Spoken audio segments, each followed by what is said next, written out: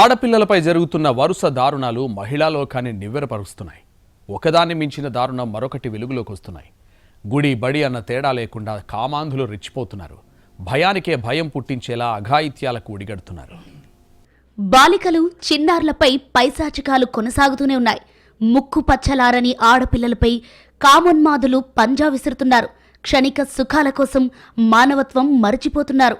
ఆహ్లాదంగా సాగిపోవాల్సిన బాల్యంలో వారికి చేదు జ్ఞాపకాలు మిగులుస్తున్నారు. ఇంటి నుంచి కాలు బయట పెట్టాలంటే భయంతో వణికిపోయేలా చేస్తున్నారు. హైదరాబాద్ శివార్లోని నార్సింగ్లో అదృశ్యమైన బాలికపై రౌడీ షీటర్లు పంజా విసిరారు. సోహెల్ అనే యువకుడు బాలికను నమ్మించి ఘట్కేసర్ సమీపంలోని రాంపూర్ దగ్గరకు తీసుకెళ్లాడు. అప్పటికే అక్కడ ఇమ్రాన్, అర్బజ్ మాటు వేశారు. బాలికకు గంజాయి తాగించారు. ఆమె మత్తులోకి జారుకున్న తర్వాత ముగ్గురు సామూహిక అత్యాచారానికి ఒడిగట్టారు.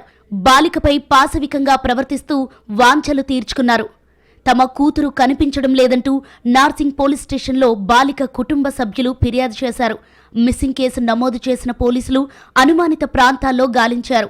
ఈ క్రమంలో ఘట్కేసర్ సమీపంలో ఓ బాలికపై గ్యాంగ్ రేప్ జరిగినట్లు విచారణలో గుర్తించారు.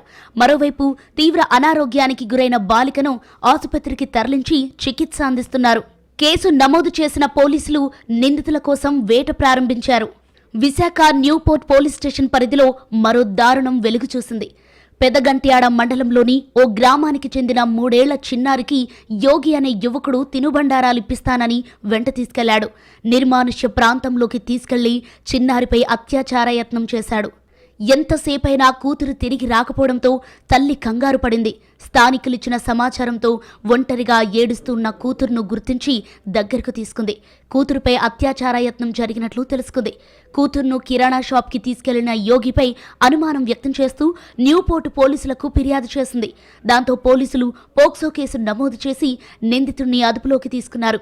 చిన్నారిని వైద్య పరీక్షల కోసం విశాఖ కేజీహెచ్కు తరలించారు.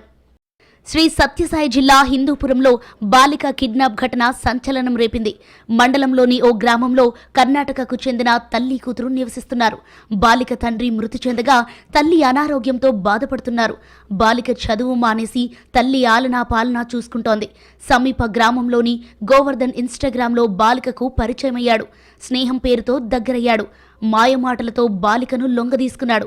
ఆమెను కిడ్నాప్ చేసి కర్ణాటకలోని బంధువుల ఇంటికి తీసుకెళ్లేందుకు ప్రయత్నించాడు. గ్రామస్తుల సమాచారంతో పోలీసులు నిందితుడిని అదుపులోకి తీసుకుని బాలికను తమ స్వాధీనంలోకి తీసుకున్నారు. గోవర్ధన్పై పోక్సో కేసు నమోదు చేసి దర్యాప్తు చేపట్టారు.